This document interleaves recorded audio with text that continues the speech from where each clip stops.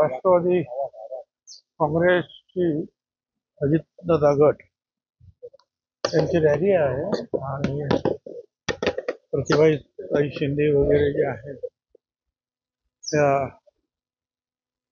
मोठ्या कार्यकर्त्याच्या त्यांचा आणि इतरांचा राष्ट्रवादीमध्ये प्रवेश आहे त्या कार्यक्रमासाठी आलेला आहे। स्थानिक स्वराज्य संस्थांच्या निवडणुका आहेत त्याची तयारी म्हटली गेली सगळी नाही त्यात येणारच आहेत ना साहेब धुळ्यामध्ये येणारच आहेत आणि प्रत्येक जण त्या आपापला पक्ष वाढवण्याची जी आहे प्रयत्नाची पराकाष्ठा करतो तो त्यांचा लोकशाहीचा अधिकार आहे। साहेब धुळ्यामध्ये गिरीश महाजनांनी एक मोठं वक्तव्य केलेलं आहे। पालकमंत्री नाशिकच्या पालकमंत्री पदावरून तो क्रीडा कायम असताना मात्र त्या ठिकाणी वक्तव्य केलेलं आहे की नाशिकचा पालकमंत्री मीच होतोय। कशा पताय वक्तव्य असं आहे त्यांनाही होऊ द्या कुणालाही होऊ द्या काय आता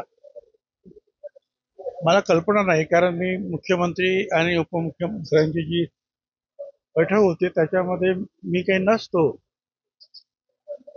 मला असं वाटतं की जसं रायगडमध्ये आमची एकच सीट आहे पण त्याच्यासाठी जे आहे आम्ही पालकमंत्री पदाचा आग्रह धरतो तसं आमच्या लोकांनी मी सांगेन की 7 आमदार सगळ्यात जास्त नाशिकचे आहेत त्यासाठी त्यांनी सुद्धा तेवढाच आग्रह नाशिकसाठी धरावा। आपला आग्रह कायम असला नाशिकचे पालकमंत्री कोण होणार हा महत्वाचा मुद्दा नाही। 7 आमदार जर एकाच पक्षाचे असतील तर त्या पक्षाला ते पालकमंत्री पद मिळालं पाहिजे असं मला वाटतं आणि ते मी आमचे जे अजितदादा आणि कोण तटकरेवर त्यांच्याशी बोलेन। एक आमदार आहे तिथे आपण एवढी शक्ती लावतो 7 आमदारांसाठी सुद्धा शक्ती लावा। साहेब आपण इच्छुक आहात तुम्ही इच्छुक आहात मिळाला तर इच्छुक आहे नाही तर नाही आहे तुम्ही उलट सुलट सांगून आम्हीच इच्छुक आहे मला असं आहे हे बघा आम्ही जास्तीत जास्त ह्या मंत्र्यांमध्ये जे मंत्री आहेत त्याच्यात जास्तीत जास्त 26 जानेवारी आणि 15 ऑगस्ट झेंडावंदन मिस केलेलं आहे 91 पासून करतो त्यामुळे जे आहे त्यामुळे त्याचा काही विशेष मला काही दुःख आहे अशातलाही भाग नाही नियमाने हे व्हायला पाहिजे। आपका बैनर लगा है राष्ट्रवादी कार्यालय के ऊपर शरद पवार पक्ष के कार्यालय जळगाव मध्ये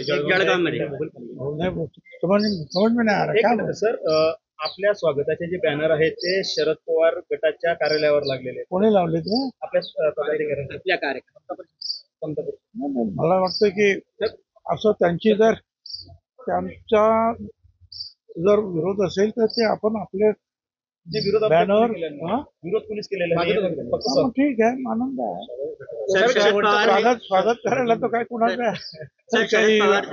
देखिए भाई मी तुम्हाला सगळ्यांना सांगतो एक आदमी ने सवाल पूछा तो उसका जब तक जवाब नहीं आता है तब तक बीच में पटर पटर नहीं करना है।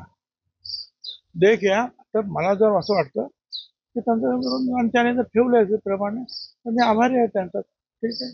शरद पवार साहेबांनी असं म्हटलंय का मी जे हे पाडलं होतं सरकार मीच पाडलं होतं त्यांनी कबुली दिली। कुठलं सरकार वसंतदादांचं सरकार पुढचं ते काय म्हणाले दोन काँग्रेस पुढचं काय म्हणाले ते तुम्ही अर्धवट बोलत जाऊ नका त्यांचं पूर्ण भाष्य काय ते पहा।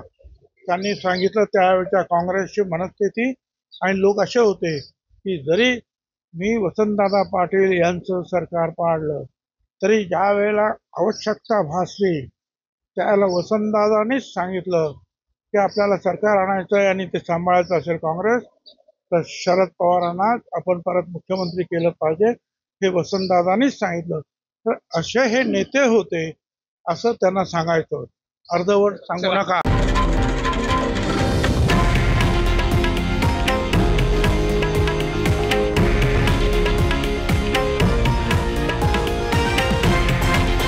हे आहे देशातील नंबर 1 न्यूज नेटवर्क आणि आपण पाहत आहात TV9 मराठी, एकमेव।